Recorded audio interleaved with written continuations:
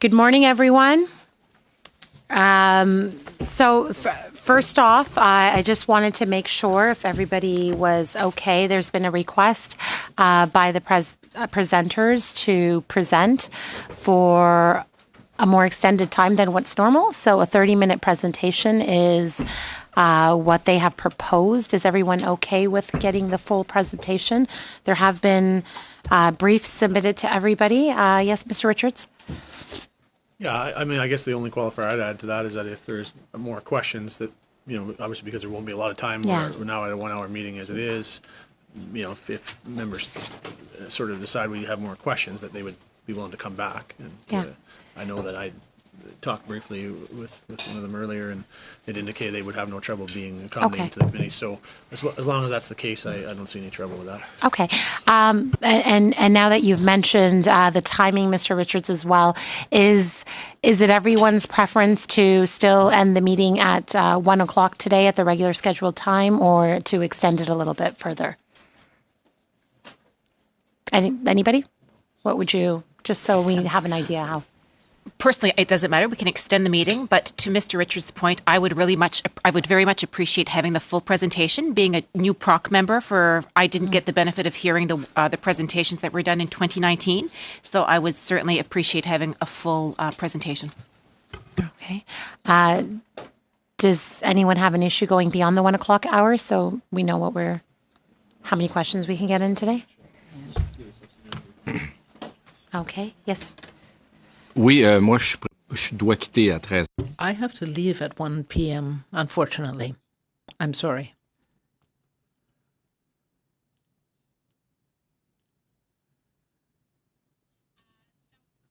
I guess if any of the members have to be somewhere else, we'll just end at the regular 1 o'clock time. All right, then let's hear from the presenters. Welcome to our committee, and thank you for coming in. We're really excited about this renovation, and look forward to hearing what you have to say. Bonjour, Madame la Présidente. Good morning, members of the committee. Michel Patrice. Je suis heureux d'être ici aujourd'hui. I'm pleased to be here to give you an update on the Center Block and the other projects to fulfill the long-term vision for our parliamentary precinct. I'm accompanied by Stéphane Aubé, who is our Chief Information Officer, and Suzanne Cuiba, the Director General of Real Property. Parliament will introduce himself and his colleague. Bonjour. I'm here with Kaylee Prostaby, and we are both from the Public Education Programs team at the Library of Parliament. And in the context of today's presentation, the library's mandate is to provide visitor services on behalf of Parliament, so on behalf of the House of Commons and on the Senate. And when we say visitor services, we mean provide guided tours, retail services, and supporting exhibits and publication that can be found on site. So we're here today to address any questions you may have about the future of visitor services in the context of the Center Block project, and including the Visitor Welcome Center. Thank you. And finally, I would like to introduce to you Mr. Rob Wright, Assistant Deputy Minister at PSPC. I will say that having lived through the opening of the West Block challenges together, our working relationship has never been better. Rob. Merci, Monsieur Patrice. Thank you, Mr. Patrice, and good afternoon, members of the committee and Chair. I'm accompanied today by Duncan Ratson, Associate Assistant Deputy Minister, and Jennifer Garrett, Director General, Center Block Program, Science and Parliamentary Infrastructure Branch. We were asked today to provide an update on the long-term vision and plan for Center Block and the redevelopment of along Wellington. As Mr. Patrice indicated, we have a presentation that we would like to present together.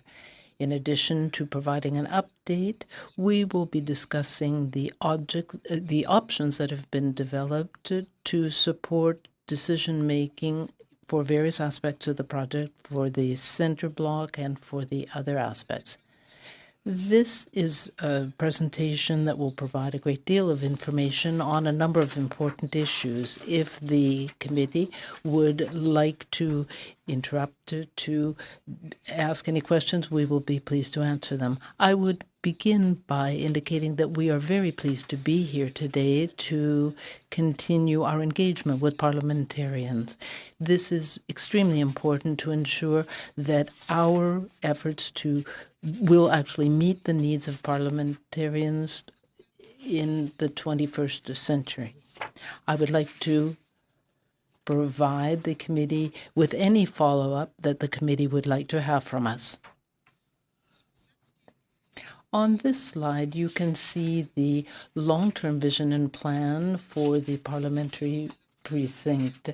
The LTVP, the long-term plan, was developed first in 2006, and this is the second update of it. The LTVP is essentially a decision-making framework that is developed with the parliamentary authorities.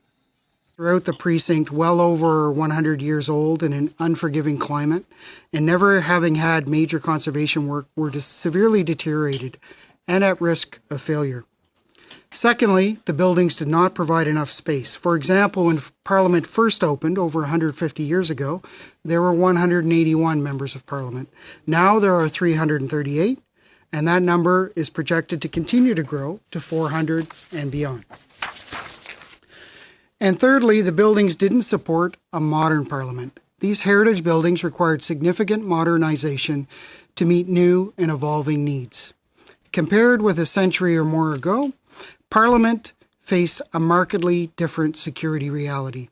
It increasingly engaged citizens using modern broadcasting and video conferencing capabilities, and Parliament needed a more accessible and family-friendly environment. The precinct simply didn't support a modern parliamentary democracy in a changing world. This joint planning framework is critical to ensuring that our collective efforts meet the needs of Parliament and parliamentarians. What is required to support a modern Parliament is, however, an evolving requirement. Security, accessibility, and sustainability needs, for example, have changed significantly just over the past decade and continue to evolve. Getting the balance right between restoration and modernization in these projects is one of the key challenges that we face. The long time scale it takes to implement these massive and complex projects and the life cycle of the investments, which run upwards of 60 to 100 years, means it is critical to think long-term and ensure the decisions are resilient and enduring. Over the past decade plus, significant progress has been made in addressing these core challenges and in implementing this long-range plan. Over this period, the LTVP has guided the implementation of a complex series of interdependent projects. Many of the largest projects are highlighted in blue on the slide that have restored and modernized many important heritage assets that were deteriorated, underutilized, or sitting vacant, such as the Sir John A. Macdonald and Wellington buildings, the Senate of Canada building, as well, of course, the West Block, one of the three original Parliament buildings, and the beautiful Library of Parliament. Importantly, the successful completion of this sequence of projects enabled the historic transition of Parliament out of Centre Block, the iconic home of Parliament, just over 1 year ago. This transition has allowed us to launch its restoration and modernization. Aujourd'hui, nous vous donnerons une mise à jour sur le programme de l'édifice de centre. Today we will give you an update on the center block project, and we will look at certain options for the center block and what will happen once it's modernized. We want to seek the best balance between restoration of what is one of our most important heritage elements in the precinct, and we also want to meet the needs of the future for parliamentarians. Although center block is a very important milestone in our planning, there are other buildings in the precinct that are deteriorating and need modernization. For example, the Confederation building and the East Block. Forward in our planning to reconsolidating parliamentary operations with the objective of creating a fully integrated and modern campus for Parliament, ensuring that the revitalized precinct is a consolidated and modern campus for Parliament means a shift from a building-by-building approach. Taking a more holistic approach will enable us collectively to think through how everything fits together and works in a more integrated manner, including reimagining and redeveloping adjacent heritage assets on the 3 city blocks facing Parliament Hill to meet current and future needs, rethinking the movement of people and goods within the precinct, creating a fully digital Parliament, ensuring the precinct is fully aligned with growing priorities such as sustainability and accessibility, and reimagining approaches to security to make them more layered while making the campus even more welcoming to visitors. Ceci assurera que le campus parlementaire est This will ensure that the parliamentary precinct is flexible and meets the needs as they change of Parliament over the next century and beyond. The redevelopment of Centre Block is one of the first steps, and this has been approved by Parliament and the government. Precinct projects involves many players. Le pouvoir législatif, qui est le Sénat et la Chambre des communes. The legislative branch, which is the Senate of Canada, and the House of Commons, which are responsible for determining their requirements. The executive branch is responsible for project delivery and budget, and there are other stakeholders such as Heritage Canada, Parks Canada, the National Capital Commission. For engagement with parliamentarians. It is our responsibility to ensure that members are properly engaged to allow for effective decision-making as it relates to defining requirements for the precinct, your workplace, for the next 60 to 100 years.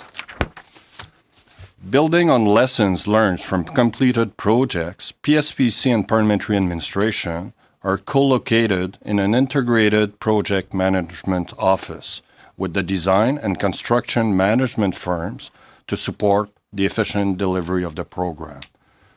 Historically, the board has been the decision maker for the LTVP and related projects. Dans le dernier Parlement, par exemple, un groupe de travail désigné par le Bureau.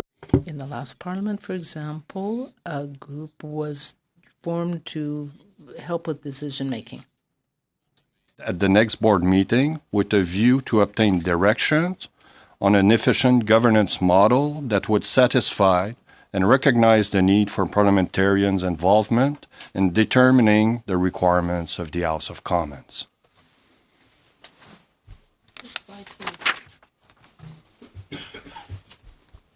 Good afternoon. I am pleased to report that significant progress has been made on several fronts since our last appearance at PROC in spring of 2019. At that time, we were working on 3 key priorities. We were completing a series of enabling projects to support parliamentary operations during the rehabilitation program and preparing for substantive construction on the Centre Block and Visitor Welcome Centre, Phase 2. We were executing a comprehensive assessment program to better understand the building condition and de-risk the project. And finally, and most importantly, we were working with parliamentary partners, including the House of Commons Administration, on their parliamentary functional program requirements to support the schematic design process. Today, the program remains on track and several key milestones have been accomplished. Enabling projects are largely complete, allowing the construction manager the ability to commence construction activities in support of both the rehabilitation of the Centre Block and construction of Phase 2 of the Visitor Welcome Centre. The assessment program is also now complete. Results of this program will be outlined later in this briefing and have been integrated into the ongoing schematic design process. The program has provided valuable information and enabled the team to safely commence demolition and abatement on floors 4 through 6 of the Centre Block, as well as start removal of underground infrastructure within the footprint of the Phase 2 Visitor Welcome Center, initiating the excavation process. In terms of functional program and schematic design, we have advanced functional program in collaboration with the administration of the House of Commons and launched the schematic design process. We are now at the point of input that input of parliamentarians is critical to support key decisions in order to finalize schematic design and determine a substantive cost, scope, and schedule. Next slide, please. The rehabilitation of the center block endeavors to provide modern accommodations to support parliamentary operations while retaining core heritage elements of the building. This slide provides a summary of key parliamentary functions as they pertain to the House of Commons in the center block at its time of closure. I would like to highlight the following. The House of Commons chamber capacity is 338, with paired seating has already been compromised. The back rows of the chamber require rows of 5 to achieve those requirements. There are 3 existing committee rooms and approximately 5,400 square meters of space for members' offices. There's also a small, with regard to the visitor program, there is a small footprint within the center block to support guided tours, but at present, at time of closure, there was no visitor experience program. The program will modernize operations within the center block. But these types of heritage buildings always prove technically challenging to modernize, and the House of Commons chamber will be the most challenging decision that the project faces. We will go through in some detail later in the presentation on how to restore and modernize this high heritage chamber for an evolving parliament in which the number of MPs will continue to increase with time. Next slide, please. The center block program itself faces the same challenges as other buildings within the long-term vision and plan. It has space challenges. It needs to be modernized. And so we will go through these challenges on the center block. The visual that you see depicted on this slide illustrates how Phase 2 of the Visitor Welcome Center will connect the West Block, East Blocks, and Center Block, into one integrated parliamentary facility. The scope of the center block rehabilitation is twofold. Firstly, we will rehabilitate and modernize the center block so that it can support parliamentary operations well into the 21st century. And we will construct Phase 2 of the Visitor Welcome Center, which will do the following. It will establish a modern security screen outside the center block building footprint. It will provide additional parliamentary support space. It will, as previously mentioned, connect the triad of Center Block, East Block, and West Block, allowing for the movement of goods and people seamlessly throughout the complex. And it will enhance parliamentary outreach by providing a curated parliamentary experience for visitors to supplement the current tour capability. Next slide, please. A huge aspect of reducing risk on a large-scale heritage program like this rehabilitation is to find out as much as possible about the building and have that information influence the design process and downstream construction activities. Based upon lessons learned and a best practices approach, the assessment program for this rehabilitation has been the most comprehensive undertaken in the precinct to date. In summary, we have completed over 100 field surveys in support of mechanical and electrical, utilities, and environment, as well as the heritage elements of the building. We have done 900 openings to better understand the structure and designated substances and determine where the pathways are existing for mechanical and electrical systems. We have done over 2,000 inspections of the masonry, roof, structural, and mechanical and electrical systems. We have undertaken 10,000 tests and samples to completely understand the designated substances profile of the building, and we have recorded over 20,000 heritage assets in complete room-by-room assessments, from chandeliers to the plaster to frescoes to floorboards. This program was launched in 2018 before the relocation of parliamentary operations from the Centre Block to the West Block. But given their invasive nature, the program increased momentum and was completed once the Centre Block was emptied post-December 2018. This program is now at an end, and its findings have already been incorporated into the design process, which is underway. Next slide, please. This image gives you a bit of some photos, obviously just snapshots of the kind of activities and field work that were undertaken as part of the broad range of this assessment program, which range from detailed heritage and architecture assessments to environmental and geotechnical on the exterior of the building. So I'm happy actually just maybe to point out a couple of the images. The green and red images that you see on the side is actually thermal imaging of the building. We're trying to baseline and determine the heat loss so that when we implement the modernization program, we can baseline against the environmental conditions of the building.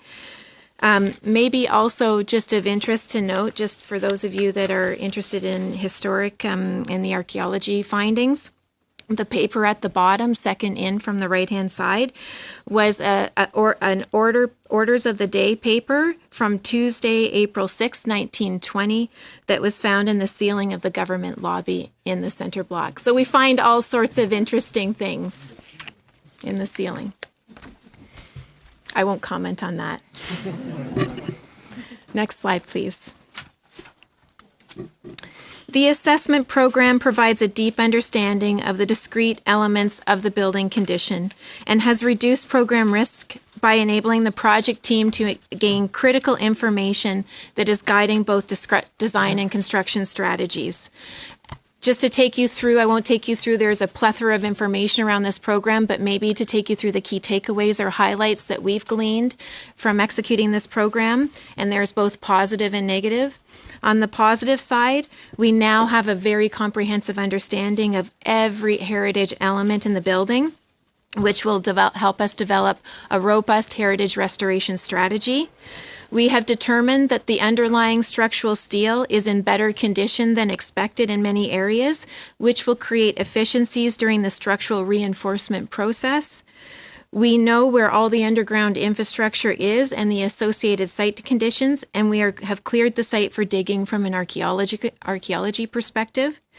We know the type and location of designated substances, so we can develop a comprehensive abatement strategy. All positive things, because they are things that we can address through the course of the design and construction program. The one negative aspect of the program, and is not an insignificant technical challenge, is that we were hoping to find room above the ceiling and behind the walls to run modern services such as heating, IT, and electrical. But quite honestly, there is very little space to run these services in the ceilings and behind those walls. Although this is a significant technical challenge, we will take innovative approaches to implement this type of infrastructure into the building, and we are already working on this. For example, with the support of the House of Commons and in close collaboration with ITPMO, and our designer, the team has shifted away from a traditional horizontal infrastructure solution to a vertical one that will ultimately save space in the building. Next slide, please. In previous slides, we have outlined some of the technical challenges to modernizing the Centre Block. The team will continue to focus on resolving those technical constraints in a manner that will balance restoration and modernization in a way that prioritizes core parliamentary functions, such as parliamentary offices and committee rooms. But the building modernization is only one aspect of the Centre Block rehabilitation. As previously indicated, we have also been working with the administrations of the parliamentary partners on their parliamentary functional programs. As previously also stated, we are now at the point in the planning where parliamentary input and direction is required to complete schematic design for both the Centre Block and the next phase of the Visitor Welcome Centre. Key decisions surrounding the Centre Block include the design approach for the size and configuration of the House of Commons chamber, including public galleries and lobbies, as well as the space and location of parliamentary offices and committee rooms. From a visitor welcome perspective, The design approach for the size and operational functionality of the next phase of the Visitor Welcome Center, and as well the location and configuration of entry points for business and public access to that Visitor Welcome Center, which will ultimately lead to an integrated parliamentary complex, must be taken. At this point, I'm going to pass the presentation over to my colleague, Susan Calva from the House of Commons, to take you through the chamber. The House of Commons chamber is one of the most significant spaces within the centre block. It's where Parliament resides and works. It holds symbolic and traditional significance to parliamentarians and to Canada. It's one of the most recognised heritage spaces within the building. The House team has been working with PSPC and their expert design consultants over the summer and the election break, doing our homework on the centre block, notably with regards to the chamber, the galleries and the lobbies, so that we could be well prepared to start a conversation with parliamentarians around the decisions that will be required with respect to these spaces. As reported last time we presented at PROC, the centre block chamber requires change. We need to consider the long-term use and investment and focus on the kind of change and how to do that. We started with the basic information on the existing chamber, the Fair Representation Act, and the feedback that we've received to date from parliamentarians. After the opening of the West Block, we met with former members of PROC and we talked to them about their experiences and lessons learned in the West Block, as well as we started to seek some informal input on the centre block. We also collected other feedback from parliamentarians in their experience on the West Block, and we'll be using that information as lessons learned moving forward with this project. We noted a few common trends from members' feedback so far. One of the most common, the lobbies are extremely tight in both centre block and West Block and might not be sufficient for growth. The lobby proximity to the chamber is vital. The acoustics in the West Block are good. MPs appreciate the paired desks, and the chamber in the West Block feels larger. The 5-seater flip chairs in the centre block are not well liked. It's very disruptive to pass in front of other members to access their seats. The West Block natural light is well appreciated.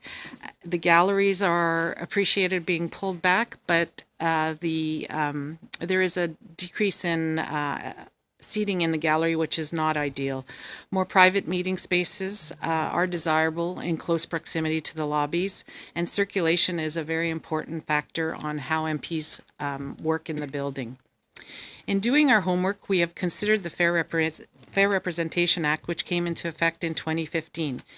It indicates the numbers of members will grow with time and refers to the Stats Canada census demographic projections as a source of information for MP growth. If we consider a 100-year life cycle for the rehabilitation of the centre block, and we extrapolate from there, the average would put us at 460 MPs in just under 50 years from now. By the time we return to centre block, the projections would put the growth of MPs that we should plan for in the range of 350 to 370 MPs. Knowing that growth will need to be accommodated for the future parliaments, there are a number of considerations to help achieve that. We could change the furniture and the layout, and we've started to see that when we added the 30 MPs in 2015. There's a number of ways that could be done. We could adjust the procedures and the operations to be more flexible to deal with the growth over time, or we can increase the size of the chamber. These considerations emphasize the tension between space, functionality, accessibility, and heritage. Key decisions regarding the chamber are required early in the project during the schematic design phase so that direction will serve in the structural design, which comes first. Next slide.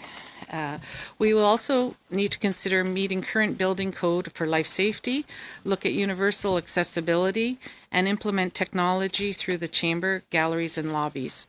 The current spaces in the centre block are insufficient and do not meet the full functional requirements for many of these elements. There are major accessibility limitations in the galleries, as you know, and the 338 seat rely on the 5-seaters. There will need to be interventions to the heritage fabric of these spaces to accommodate many of the requirements and make the spaces fully functional for Parliament. What will be important is how we do that. We need to do this in an appropriate manner, respectful and complementary to the original Pearson design, while building a new lasting layer of heritage relevant to our time in the building and in the history of Parliament. We need parliamentarians' input to accomplish this very successfully. Given the challenge of addressing these issues, we undertook studies of the Chamber with all the basic information so that we're well prepared to engage with the parliamentarians on these issues. We studied many options, working from bottom up. What do we need? And from top down, what can we fit?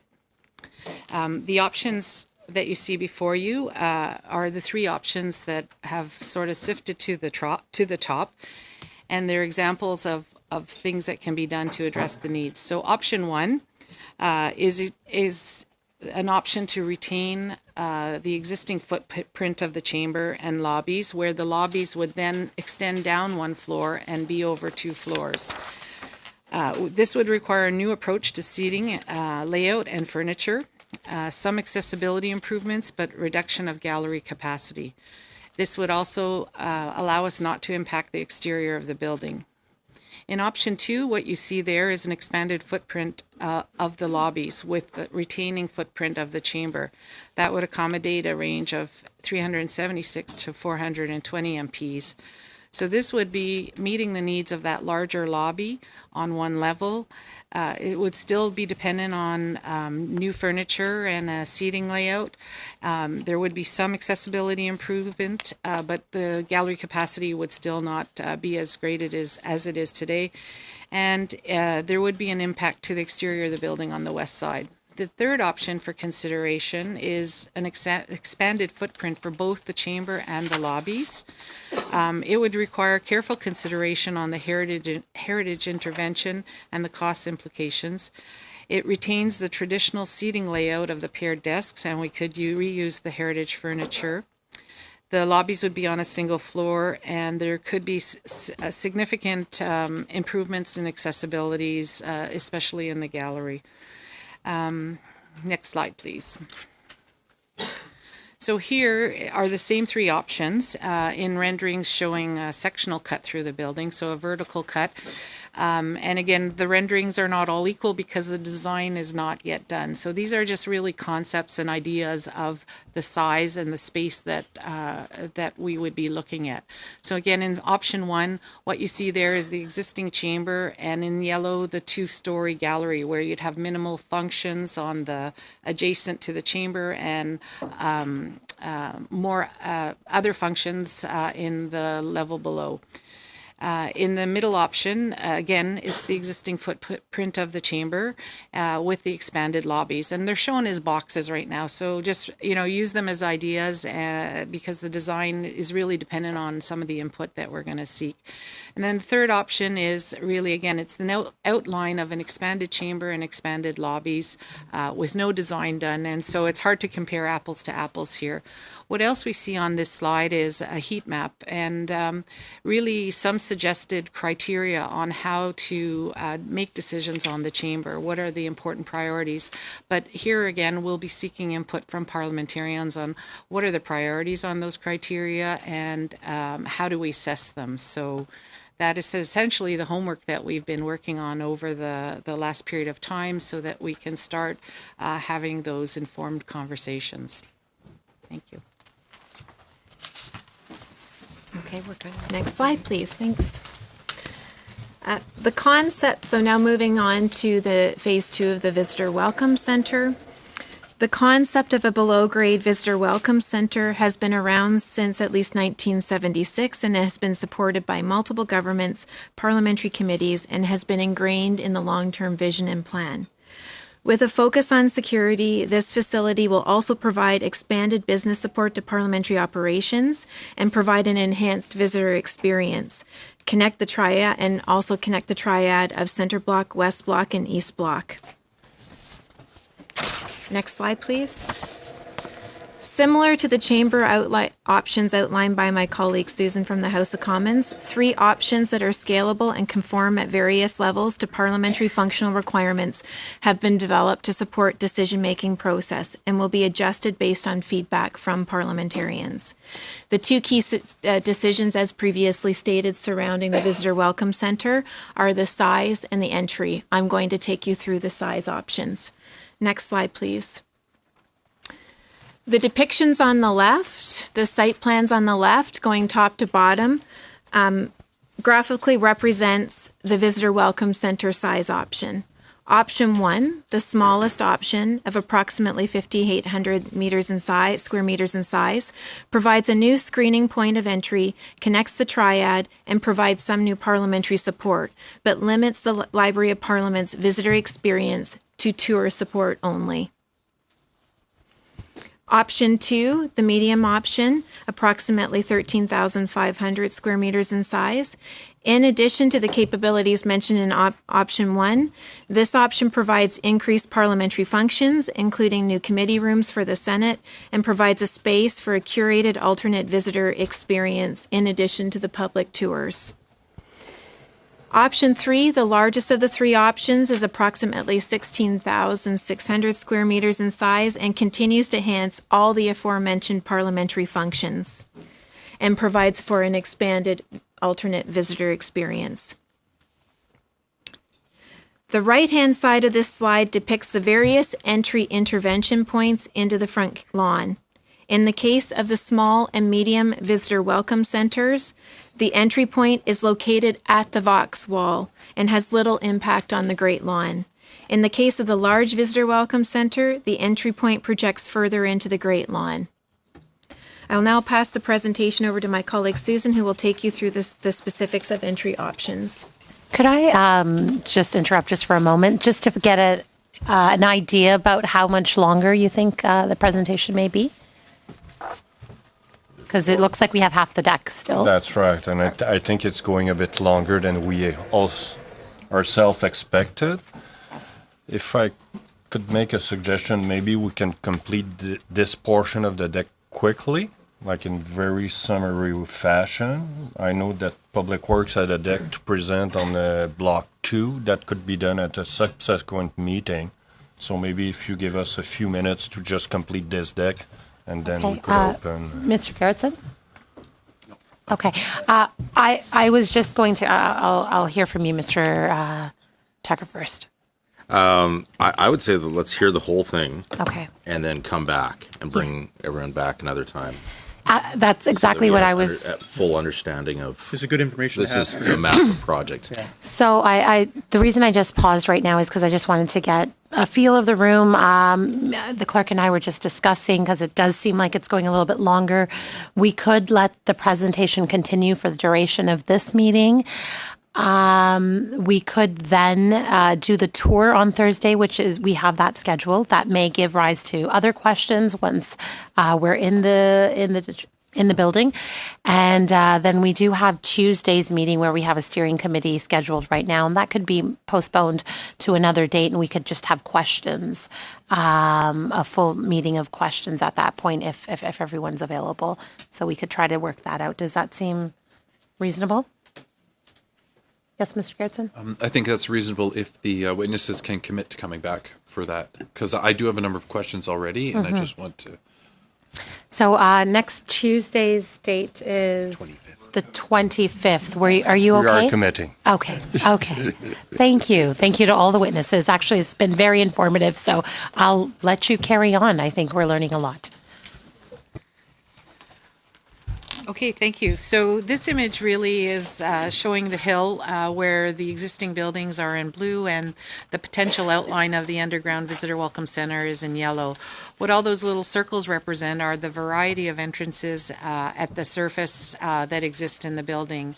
So the focus really of moving towards a visitor welcome center is to provide an efficient and secure entry for parliamentarians, visitors, and business visitors. essentially, what will be is that the center block will retain those surface entrances. So members will still enter in the members' entrances, which leads into the foyer. The speaker will still enter in the speaker's entrance. The ceremonial activities will still happen at the front door under the Peace Tower, and accredited staff and parliamentarians can use that entrance as well. What's really changing is the visitor and the business entrance into the building, and that'll be moved out from center block into the visitor welcome center. Next slide, please. So we've done our homework and we've looked at the variety of possibilities on how to approach visitor entrance into the hill, and what we're debating at this point are three options. The first two, which are separating business and public entrance to three separate entrances, one for the House business, one for the Senate business. The first option really is putting that public entry out at the south wall of what would be the Visitor Welcome Center, whereas the second option is pushing it back closer to the Vaux wall to be less disruptive to the front lawn. What we're favoring at this point is a consolidated entry for various operational reasons, but essentially we need to be engaging with parliamentarians to really understand your view on the public entrance and how you meet and greet your constituents in that facility before we could come to any determination. And we'd look at having those discussions in more granularity with parliamentarians before essentially deciding on an option that would be going forward for further development.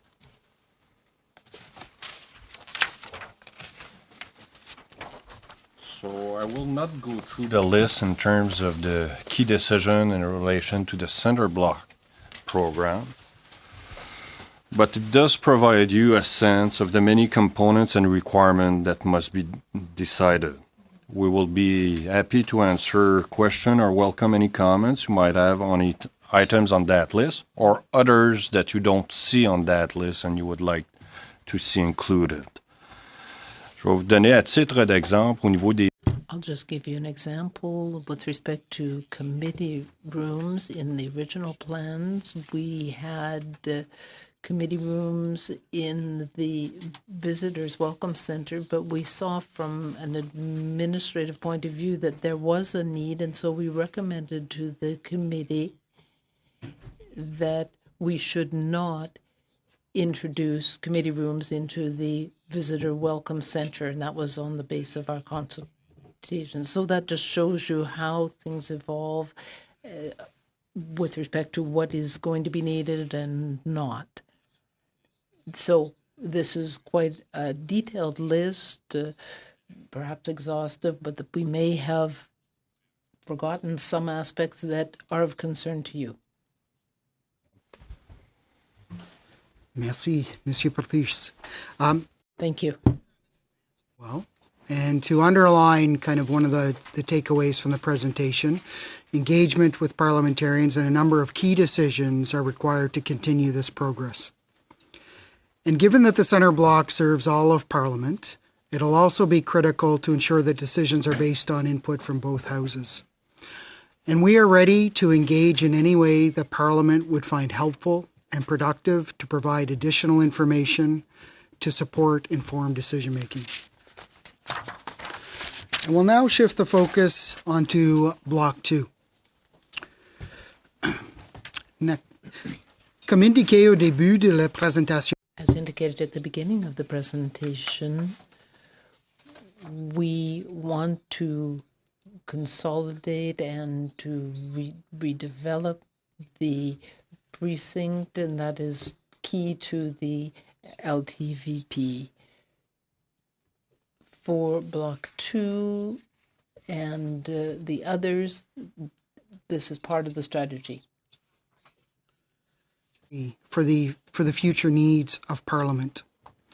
They contain 26 buildings with a range of heritage designations, as well as having two prime places for future development, which are located on what is called Block 2. And this is directly across from the Peace Tower.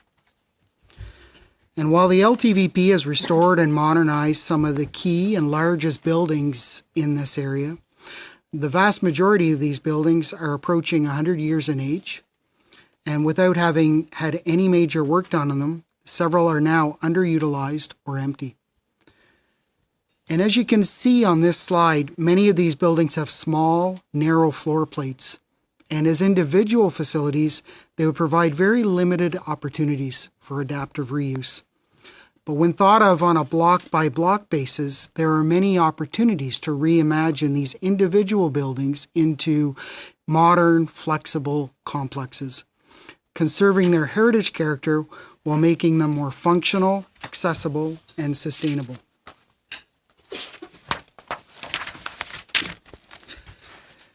La restauration et la modernisation. The restoration and modernization of the buildings in this area will meet various objectives. First, the blocks facing Parliament Hill, and which form the heart of Spark Street, will provide a significant benefit to the core of Canada's capital. Second, it will enable us to empty and restore critical parliamentary buildings that also require restoration and modernization work, such as the Confed and the East Block. And last, it will enable in the future Parliament to be consolidated into a cohesive and modern campus. The buildings highlighted in yellow on this slide form the core of the envisioned work.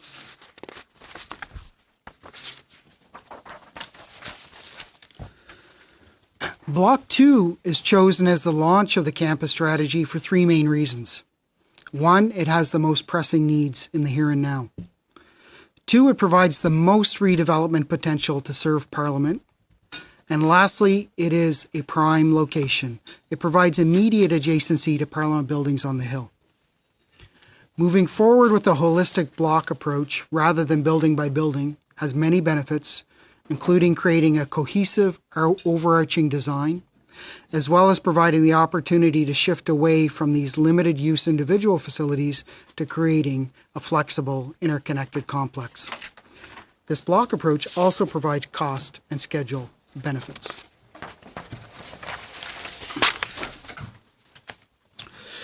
Les travaux de l'îlot 2 comprennent.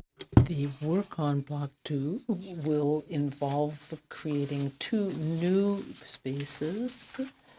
One will be for the Indigenous space, and there will be It will get a modern skin aligned with the overall design vision for the block. And the Victoria building will be included in the overall design, but its restoration and modernization will need to wait until new space is created so that it can be emptied for its work to proceed. The redevelopment of 5 adjacent buildings, the Fisher, Bates, Burke's, Marshall, and Canada's Four Corners, will transform these inefficient and small facilities into large, flexible space. The heritage character of Block 2 will be preserved, and the commercial retail space on Spark Street will be transformed into modern storefronts, supporting the revitalization of this important area. Nous sommes d'avis d'un concours. We are in favor of a design competition. We feel that this is very relevant for this type of project. It is also important to have the combination to have multiple design proposals. We want to make sure that the best architects reinvent this preeminent space, which is a world-class asset to meet the needs of Parliament and the national capital.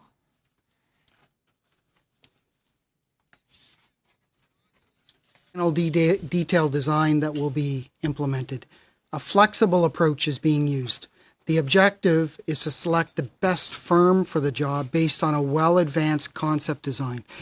This design can then continue to be further matured through engagement with parliamentarians to meet your needs. Pour développer le concours d'architecture, nous avons. To develop the design competition, we have worked with the Royal Architectural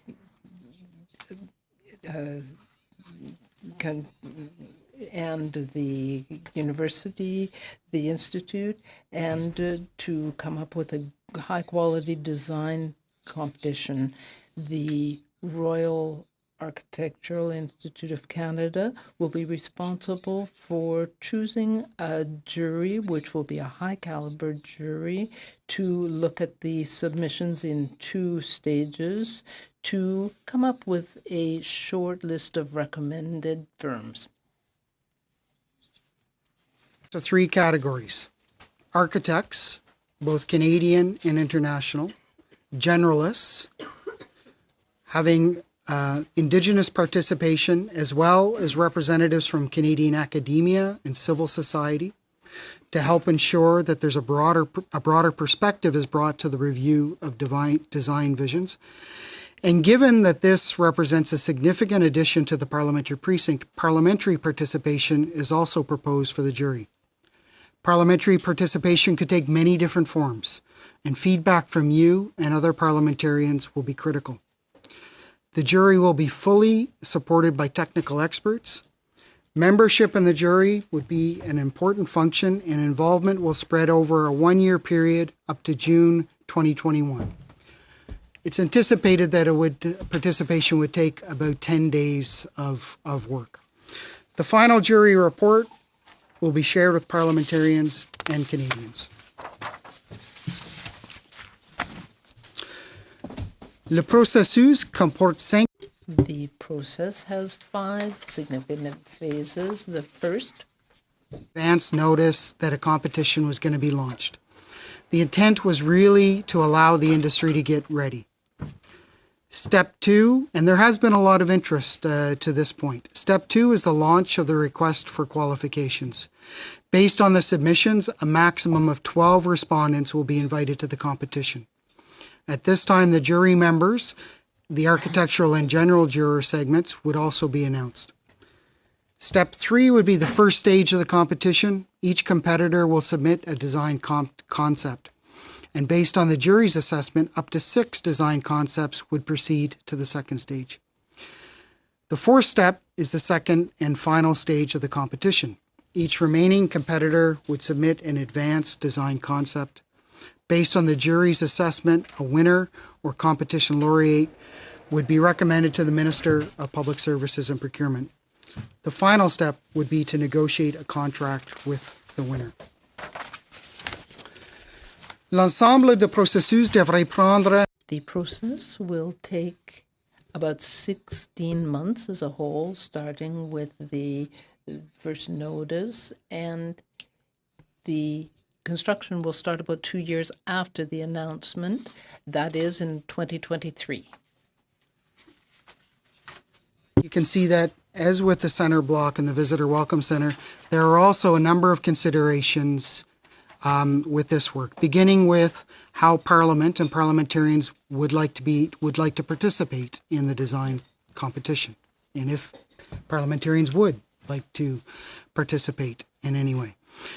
We believe that this is an important point in the long-term vision and plan, and presents an opportunity for parliamentarians to get engaged on shaping the future of your precinct together. Merci beaucoup, Madame la Présidente et membres du comité, pour votre attention. Thank you very much, Madam Chair, and members of the committee. We will be pleased to answer any questions you have. To all the witnesses, it was a wonderful presentation, and I think a lot for everyone to digest. I wanted to, since we've decided that we're going to hold a separate meeting for questions, I just wanted to bring up a few reminders to the committee. First of all, just wanted to remind everyone that we do have the informal meeting with MP Harman from the UK, and that is at 9:30 on February 20th in this room right here, 125B. And there were also invitations sent out for a reception with the from the British High Commissioner. I believe everybody received those. It's up to you to respond. It's not an official committee thing, but just wanted to highlight that that was sent out. And there's a reception on Wednesday evening for that. When it comes to the tour for Center Block on Thursday, there are a few people that haven't responded back with the shoe sizes that are required. The clerk will come to you and find out about that. There's also an issue about the number of participants we can have in that tour. We've been informed that the group can't be too big, and it's not going to be able to accommodate everyone to have a staff member come along. So I just wanted to find out from the committee how to resolve this issue, what you think. We have space for all of the members, the analysts, the translators, clerk, and maybe a few more additional, but not too many more. Any ideas what we could do? Yeah. I suggest I'm not available for the tour this week because I've got another committee that I have to attend, but I'm wondering if for those of us that cannot attend, could a staff member attend on our behalf? Okay. I believe you, and I think, is there another member that can attend on Thursday, Mr. Terrien? Ouais, moi, je peux pas être là. No, I can't be there on Thursday. It's impossible for me. Would you like your staff to attend on your behalf? Non, ça va être correct. No, I don't feel the need for that because I'll be working with my staff. Thank you. Accommodate that for you. Yes, Mr. Goodson. I'm just curious what the, for lack of better expression, rules of engagement are on the tour. Are we allowed to document and discuss what we've seen? Are we allowed to take pictures? That kind of stuff.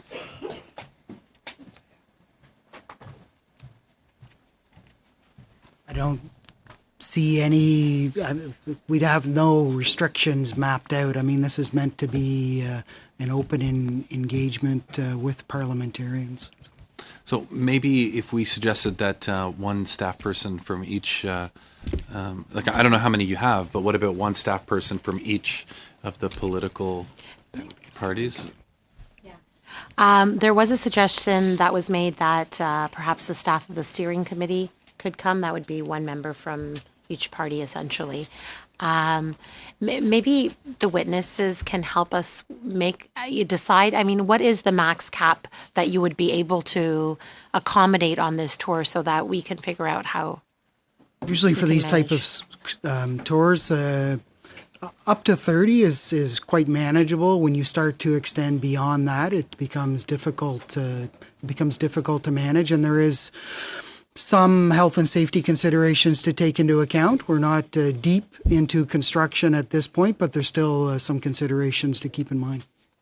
Okay, so my understanding originally was a lot smaller than that. It was about 20.